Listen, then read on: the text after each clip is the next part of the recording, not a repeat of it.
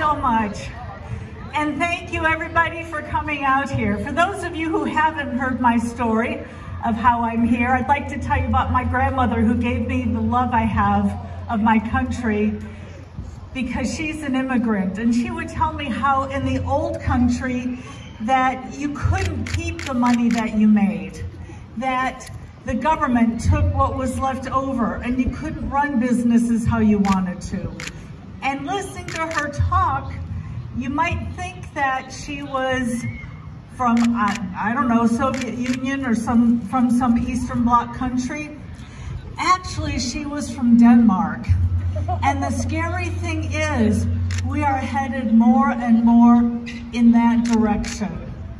And what's helped prevent us from moving even faster is our Constitution. So it's great to be here today in the Constitution state. Thank you so much.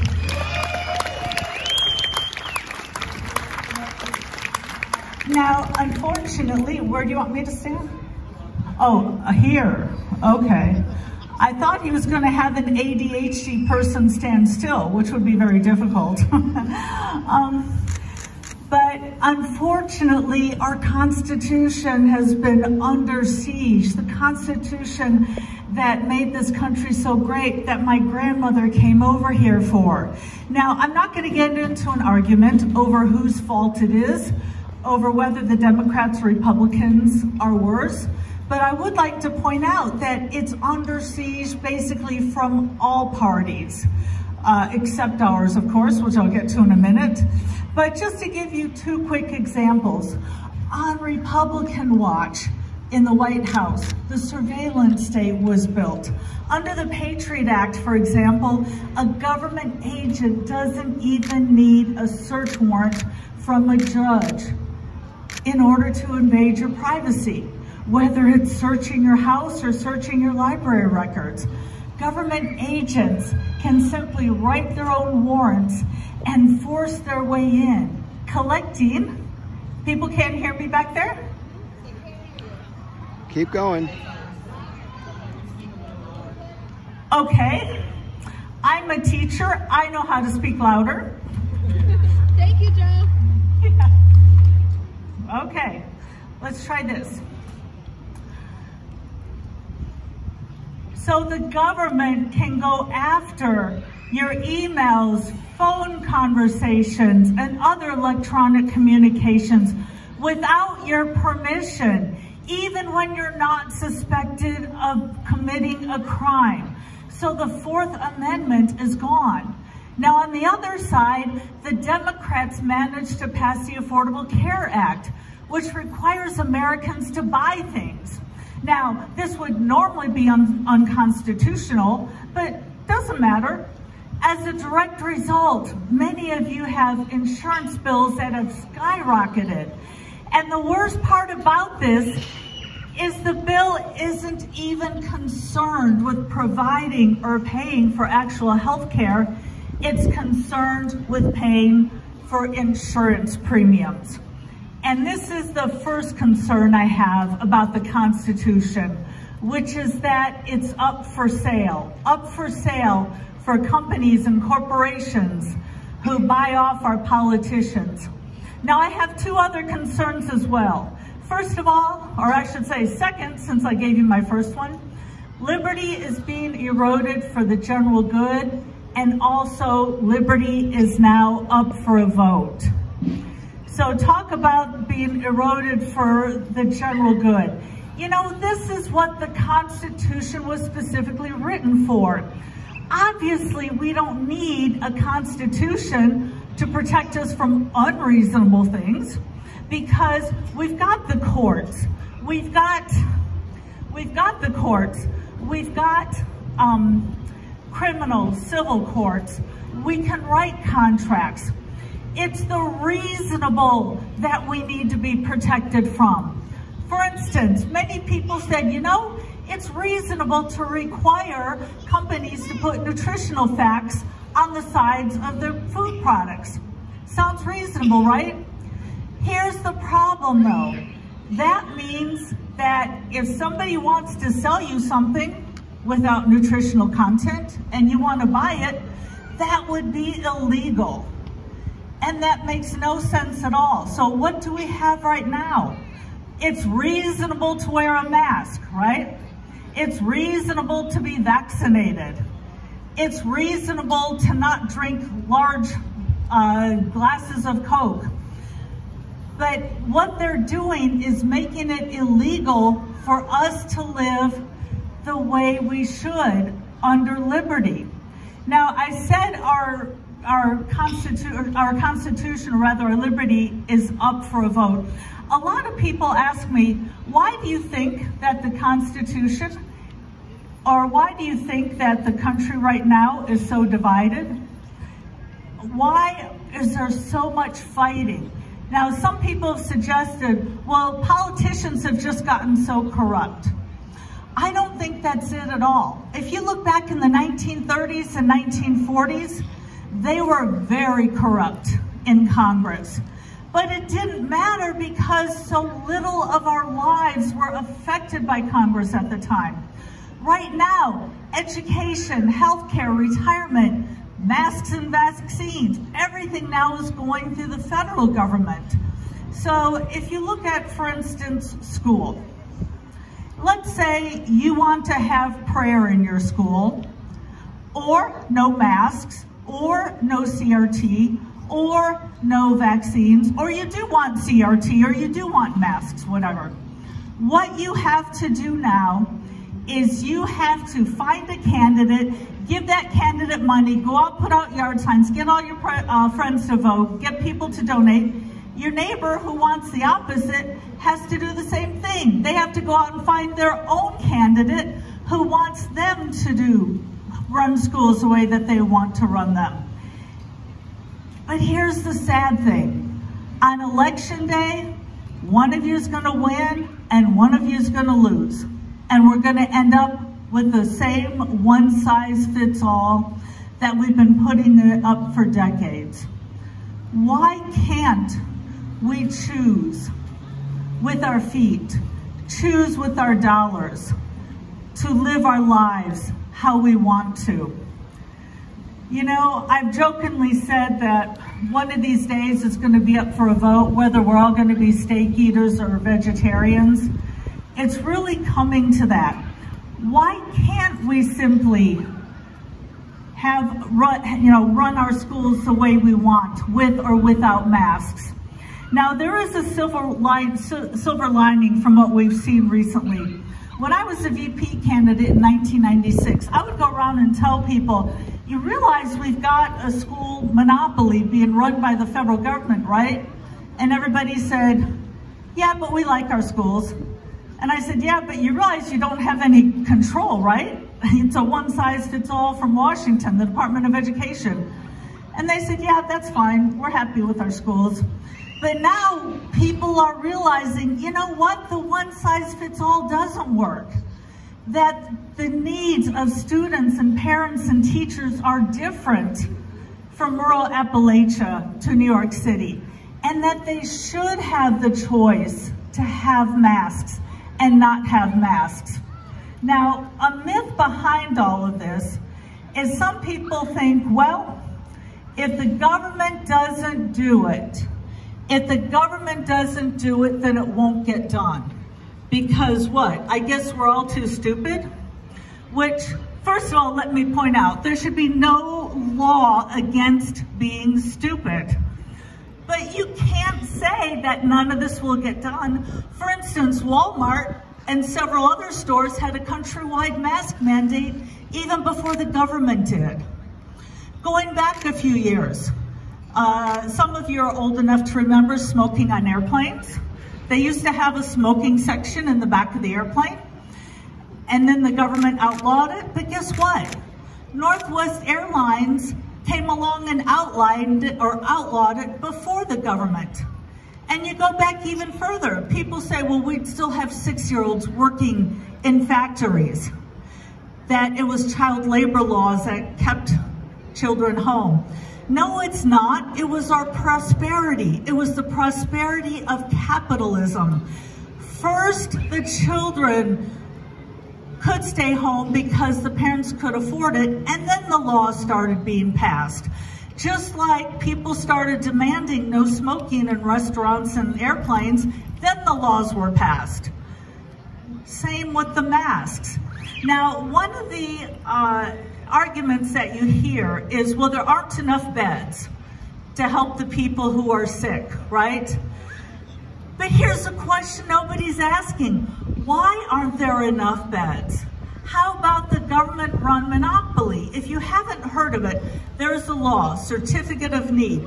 You cannot simply open up a clinic or open up a hospital without getting permission from the government and without the government saying, yes, there's a need. You know, imagine if Burger King or Chick-fil-A, before putting a restaurant across the street from McDonald's, had to prove that there was need for it. Of course there'd be a shortage. If people had been allowed to put up clinics in alternative medicine, we wouldn't be here to begin with.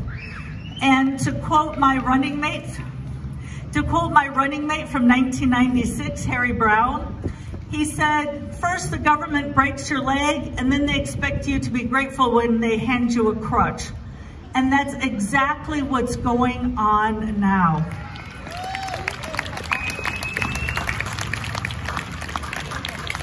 And what's sad is it's starting to destroy the relationships among people that Americans have been so good about. I have a friend who, more on the liberal side, she doesn't mind the masks. Her dad is from Texas. He does not like masks.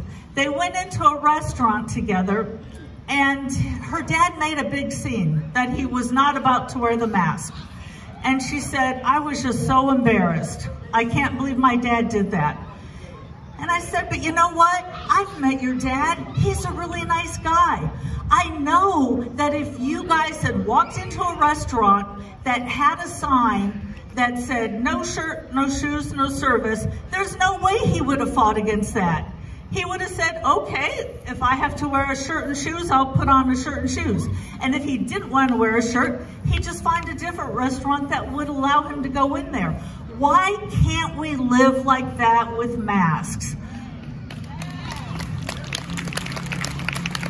Why can't we have the choices that we were supposed to be granted? So there was somebody on one of these talk shows, news shows last week, a liberal, who said, you know, I'm really happy that they're now starting to require vaccines, but you know, I think we should be a little worried because that means that now they're going to have the power to do what we don't want them to do. Again, a message that the libertarians have been putting forth for decades. In fact, in the 1990s, again on my campaign, I'm not sure if any of you remember, but back in the 1990s, there was a big thing over the funding of the arts, right? Should the federal government fund the arts? And a lot of people on the left said, yes, we want to fund these new artists. Again, reasonable, right? Isn't this a good thing to fund the arts? Well, here's the problem. Which artists? Who's going to decide? Of course, it's going to be government, right? And so what I want to do to everyone, you know, what I would like to say to every one of those people in the 90s who said, I want government to fund the art, what I wanted to say in 2016 to them is, okay, now we got Donald Trump in office. You still want the government to choose which artists get money and which artists don't? So you've got to remember that when you give government the power to do what you want, it gives you the power of what you don't want it to do. On the campaign trail, I had a conversation with a high school editor of a newspaper. And by the way, on the campaign trail, I wanted to spread the message. And I was more than happy to talk to high schoolers because that, you know, let's start the message young. And he said, So, yeah, I think this is great that you're running for president and all, but don't you think it would be more important to try to change the country away from a two-party system so that you could actually get into office? And I said, but we don't have a two-party system. We have more than two parties, which is why I'm able to run. And he said, really? I could just about hear his jaw drop over the phone. And it's scary that so many people out there don't even realize that there is another choice. Somebody else told me, yeah, a friend of mine voted. And after, he told me that he got into the voting booth and he said he saw Trump's name, he saw Biden's name, and then he said, yeah, I saw another name too, Joe Jorgensen. Who's he? So part of what we're trying to do is get the message going that we do have a new choice. We do have another choice, that it's not a two-party system. It's not limited to that. So something I've been a little concerned about, I can take it, thank you. That's mine, thank you. It's a beautiful day, a little windy. Although I like that, I just wasn't prepared for wind. Although I grew up near Chicago, I guess I should have been prepared for that, right? So something that concerned me a little bit on the campaign trail is how many people were ignorant of things. You know, those of us who are interested in liberty, who want to be able to make choices for our lives. We watch politics, right? Like a sport. We keep up with it. So many people don't even begin to look around until right before the election. So I was and you've probably seen these idiot on the street interviews, right? They show a picture of the Vice President of the United States. Do you know who this is? Or picture of the Supreme Court Justice. Do you know who this is? And people don't know. So I was a little sad and depressed until I talked to a friend of mine from the UK who told me the story of Greg Palast, who's a journalist born and raised in California and now works in the UK for the BBC and the Guardian. And he was asked, okay, this is not good. He was asked, thanks Dan, would you rather raise your kids in the US or the UK? And I would like my notes because I actually have a quote from him. So anyway, now keep in mind this one and this one. Okay, now keep in mind he's very liberal, and so they thought that perhaps he would say the UK, right? Without hesitating, he said the United States. What he said was, he said in the UK, he said people are very knowledgeable. People are very knowledgeable of politics, but they're very cynical as well. He said people in the UK just expect to get the short end of the stick. They're resigned to have their rights compromised. He said in the US, people are much more ignorant, but were they to know, they would be very angry and they'd be more likely to exercise their power to do something about it. So what he said, and I quote, what he said was, if there is a choice to bring his children up, either informed or apathetic, like in the UK, or ignorant and angry, he would choose ignorant and angry any day. We have a sense that we demand individual liberty. So to wrap it up, this morning, I took a run this morning in your beautiful state, in this beautiful weather, and I ran by a shop that had a sign. It was a dog grooming shop, pet grooming, and it said, and I wrote this down, but here we go. It said, deemed essential for business by the government, or it was deemed an essential business by the government. That made me angry. We should be the ones who deem what's essential. We should be the one who deems whether we wear masks, whether we get vaccinated, and who we hang around with. We should be the ones who deem which artwork we want to spend money on, or if we want to give our money to this company or that company. So, but I'm hopeful. I still see this country through my grandmother's eyes. I see hope. I see people who are angry and people who want to make a change. And so thank you so much for having me here to speak. I really appreciate sharing this message. And I'd love to come by and meet each one of you afterwards. So thank you for taking time out of your day to come here.